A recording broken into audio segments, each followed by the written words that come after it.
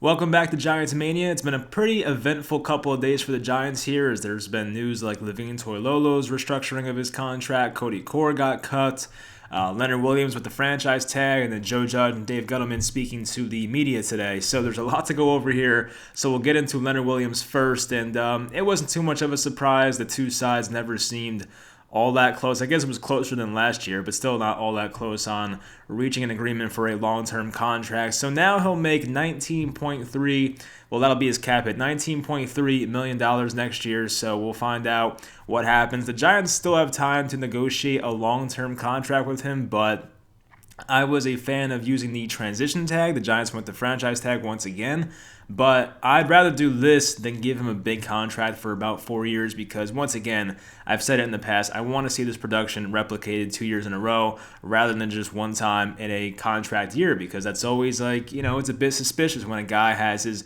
breakout year in a contract year. So I do want to see that happen twice in a row for him. And there was this. This was a pretty interesting one. So don't know if it was an accident. It's kind of hard to believe, honestly. But Leonard Williams went on the NFL Instagram account posted a picture of Leonard Williams being franchise tagged again as like a news update. And then someone commented, I'll pull it up real quick. Someone commented, he's leaving next season, and Leonard Williams liked that comment. So I don't know what to take with that. I don't know how to interpret that one, but if you like that on purpose, then it can't be good, because how happy can you be if you're liking comments about you not being here next year? So I don't know. I mean, I would be, if I was Leonard Williams, I would not want to be franchise tagged. But if you think about it, the guy's made a ton of money the past couple of years. It's been, I think it was $17 million last year. Now it's $19.3 this year. So you're making a lot of money, but I'm sure you'd rather have that long-term commitment, which is why it's a concern, because if Leonard Williams gets a bunch of money and a lot of, guaranteed money, will he play that same way that he did in 2020? I don't know if that's a guarantee. So that's why I want to see it happen 2 years in a row. So it is what it is. I'm not too happy about it. And the Giants, they didn't have the most cap room in the world this offseason. I think we know that. They're like in the, mid-tier, I guess, for NFL teams in cap space. So now giving $19.3 million to one guy, it kind of just takes up a lot of cap space there. So we'll find out what they're able to do going forward. So Joe Judge and Dave Gettleman, they had a press conference kind of today. They didn't speak too long, but I guess, it was probably maybe an hour, maybe a little less. But the main takeaways, Joe Judge said it's a passing league. I do like that, knowing that Joe Judge understands where today's NFL is, and Dave Gettleman's more of a old school approach of you have to run the ball, stop the run, pressure the passer, which is still important, but the whole running the ball and stopping the run thing is kind of outdated at this point. But he was asked about adding a wide receiver. He just kept saying if it makes sense, they'll do it, whether it's free agency or the draft. And as we now know, I'll probably make a video about this. Kenny Golladay was not franchise tagged by the Detroit Lions, which was kind of, I was a bit surprised by it. I mean, Allen Robinson did get franchise tagged. Chris Godwin did get franchise tagged. So now Kenny Golladay, I think by a good amount, is the best free agent on the market right now. You have Will Fuller, Juju Smith-Schuster, those type of guys. But I think right now you'd have to say Kenny Golladay is by far the best wide receiver out there. So Gettleman went on to say, he displayed confidence in Matt Peart. That was probably the biggest takeaway from what he had to say. It was a lot of these guys are young, we're just trying to get better, the same stuff we hear every year basically. But I think the biggest takeaway was his confidence in Matt Peart, and some of us had questions of who's going to be the Giants' starting right tackle in 2021.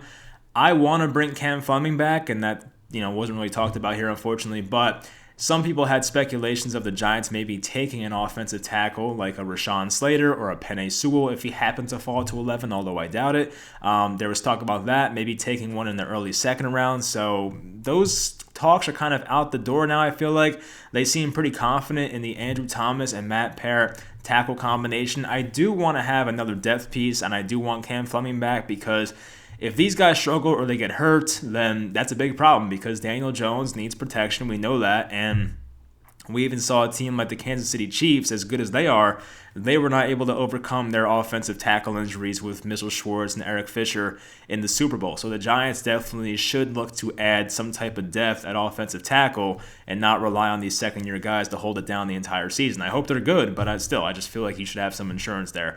So, yeah, what else happened? I mean, Gettleman forgot Tay Crowder's name, called him Tay Crawford. Wasn't a big fan of that one. And I think he thinks that Chris Williamson's still on the roster. It was just not a good look. I'm not going to talk about it. But, so wide receiver / special teamer, Cody Core has been cut, and that's a pretty obvious one. He was slated to make $2 million against the cap this year. He missed the entire 2020 season with a torn Achilles. So, on a personal level, I feel bad for the guy. I mean, when you're kind of like a guy on the roster bubble and you tear your Achilles and you get cut the next year and don't have a chance to prove yourself, it's a crappy situation, and I get it. I feel for him, but the Giants made the best decision for their team here. Once again, they could use every dollar they can save here, and I feel like moving on from Cody Core is the right move here. They can get someone a lot cheaper, so I think the Giants made the right move there. I hope he lands on his feet with another team. We'll find out. And Levine Toilolo, this was kind of one that had some disagreements, I'll put it that way. So I was a person that wanted him just flat out cut, and the guy played, I think it was 27% of snaps last year. He had 5 or 6 catches, and he's a third string tight end. And the Giants, they definitely used a lot of 3 tight end sets last year, but it's not like Levine Toilolo made the biggest difference in the world. I'd rather cut him and save the nearly $3 million. Jordan Rodon just had a tweet saying that the Giants would save $1.35 million after restructuring his contract. So, all right, you save $1.3 million. They could have saved about $3 million instead, but I guess it is what it is. It's not something to really harp on and get too mad about, but at the same time, I just thought it was the best idea to just save the $3 million basically and try and address your other needs there. But yeah, it is what it is. So I'll make a video, as I said in the past, about Will Fuller. I might do Kenny Golladay in the same video and just put them together because free agency starts, I think, pretty soon, maybe like a week or so. So, yeah, hopefully things will get exciting, and I do expect more cuts to come out. I think Spencer Pulley's one that's probably going to be gone soon. Obviously, Nate Solder's going to be there, so it is pretty exciting, though, because, Kenny Galladay's now out there.